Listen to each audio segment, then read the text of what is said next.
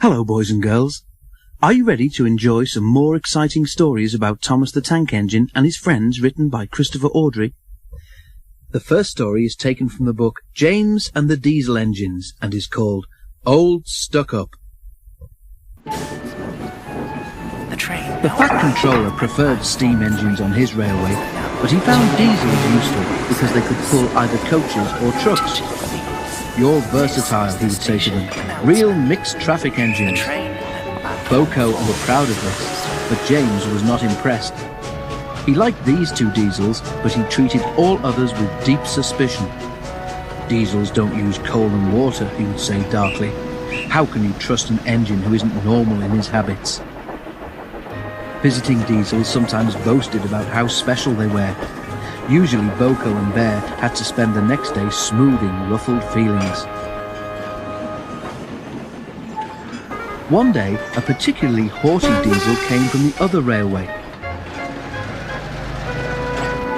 When the visitor found that he was to share the shed with steam engines, he stopped outside in disgust and refused to go any further. "Why on earth does your controller keep such out-of-date objects?" he growled rudely. "Dirty, smoky, slow things. Ugh!" He shuddered delicately. "On our railway," the diesel continued loftily, "steam engines are kept strictly in their place and not allowed on the main line without special permission." Boko, who was showing the diesel round, lost patience. "Stay outside then if you're so proud about it," he said crossly. "I'm going to join my friends." "I hope it's cold tonight and he can't start in the morning," snorted James. "At least someone might want to preserve us. Who'd need him? Old stuck-up." The engines were glad when morning came. They went to fetch their trains as early as they could, and the visitor was left alone. "That's better," he purred to himself. "How can an engine rest in all that hissing and clanking?" The cleaning equipment and fuel supply were in the part of the shed which Boko and Bear shared.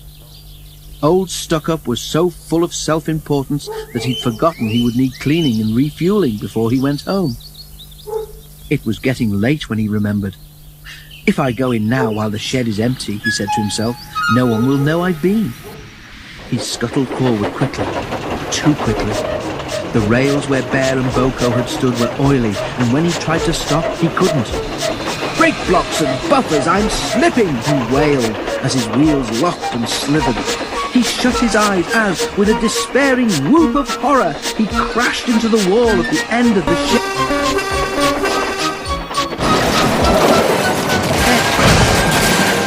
The diesel was not badly damaged, but a dreadful draught came through the hole in the wall.